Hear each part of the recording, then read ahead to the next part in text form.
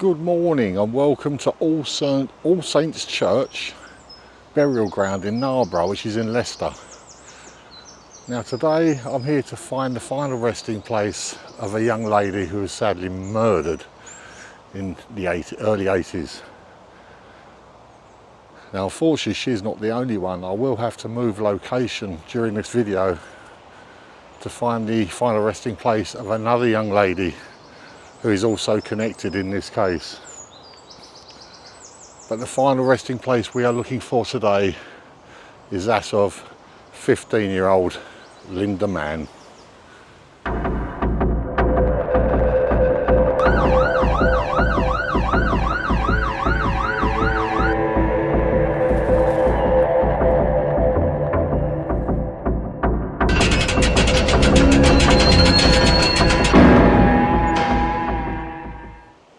Linda Mann went missing in the early 80s. I've not found her final resting place yet. I'm just looking as I'm wandering around.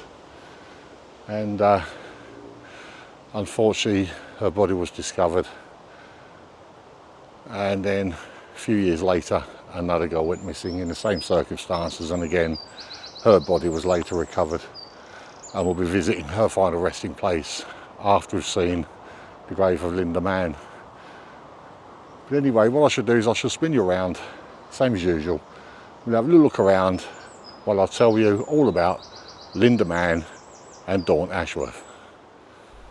In 1983, Linda Rosemary Mann was 15 years old and lived in Narborough, a small village in Leicestershire. She was in many ways a typical teenage girl, and on the 21st of November had been babysitting for a local family in the village. She wasn't meant to be working particularly late that evening, so when she didn't arrive home as expected, her parents and neighbours were immediately concerned and set out to search for her. Unfortunately, their search ended when Linda's body was found the following day.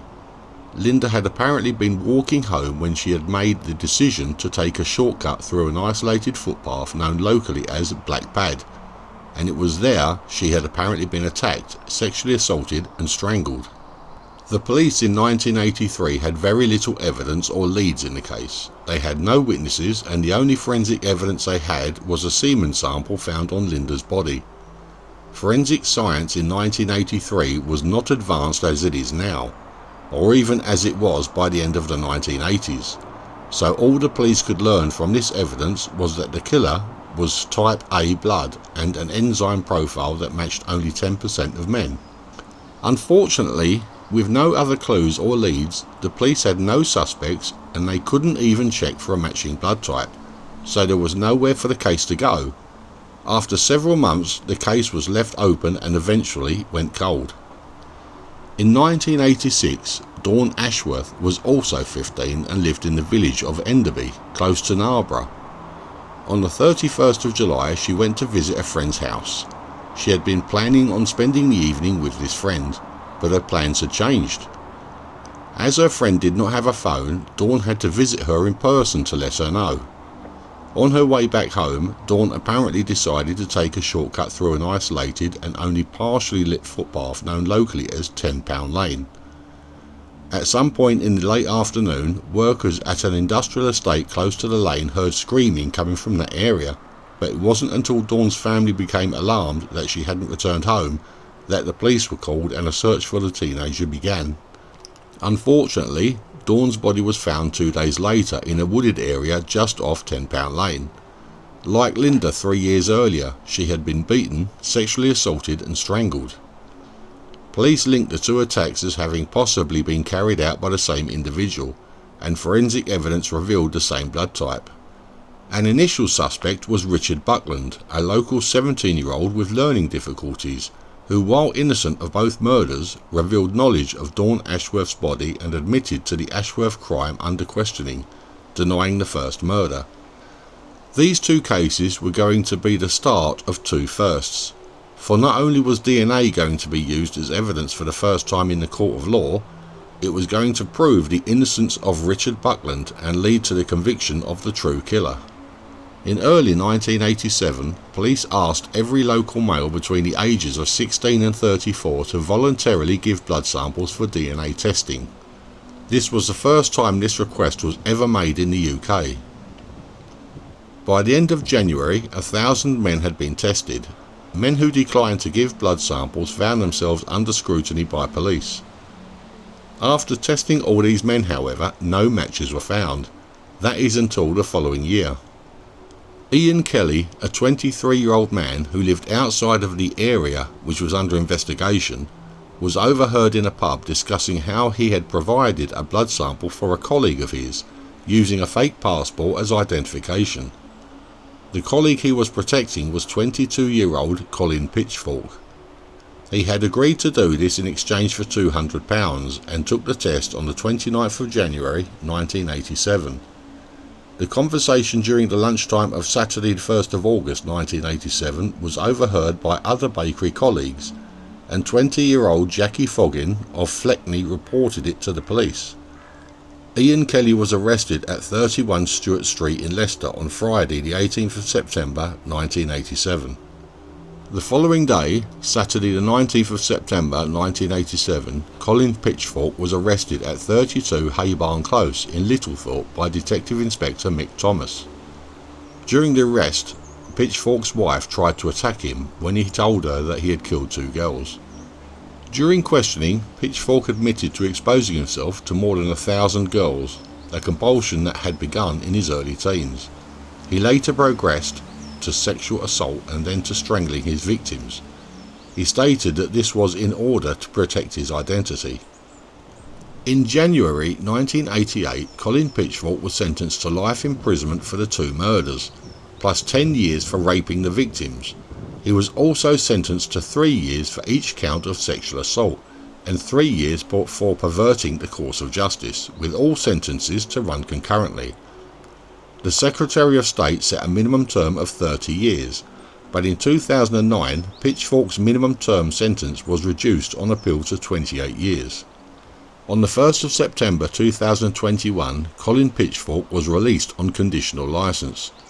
In November 2021, he was recalled to prison for breaching his licence conditions by approaching young women while on walks from his bail hostel. Pitchfork remains behind bars to this present day, which is where I personally believe he should rot. Both Linda Mann and Dawn Ashworth were buried in churchyards in Leicestershire, which I will be visiting today.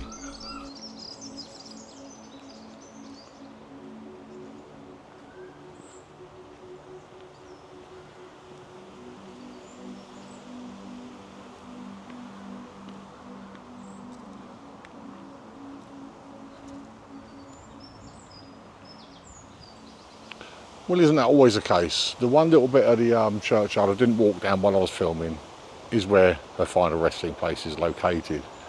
Now, she's literally right in front of me now, so I'll spin you around and we're going to have a look at her together. Yes, I literally walked over the far side there. There's a path going up that way I walked up, and then in the middle there's a path going down that way I walked down. But there's a few headstones here which are facing this way, down this path, and this is the only path I didn't walk down. And lo and behold, I walked down it. It's literally been 3 minutes since I turned the camera off. And here it is. This is the final resting place of Linda Mann. Linda Rosemary Mann, taken 21st of November 1983, aged 15 years. We didn't have time to say goodbye, but you're only a thought away. That is really nice. That is really nice, actually. And she's got plenty of little trinkets and that. But that is the final resting place of Linda Rosemary Mann.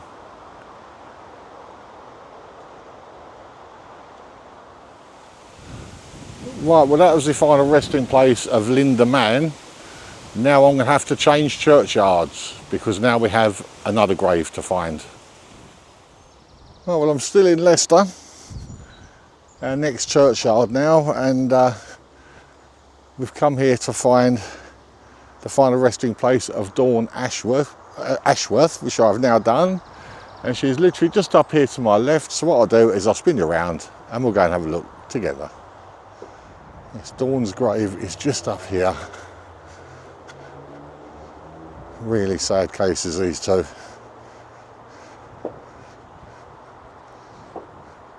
And here it is, just here. This is the final resting place of Dawn Ashworth. Treasured memories of our dear daughter, Dawn Amanda Ashworth, born 23rd of June 1971, tragically taken 31st of July 1986. What we keep in memory is ours, unchanged forever. That's really nice. But that is the final resting place of Dawn Ashworth.